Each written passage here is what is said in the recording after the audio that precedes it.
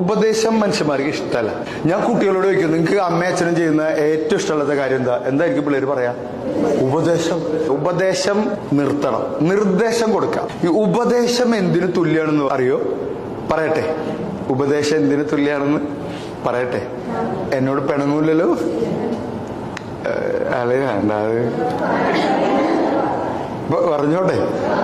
ഇനി അതിന് ശേഷം എന്നെ നോക്കുമ്പോ പറയട്ടെ. അന്ന് പറയാണേ.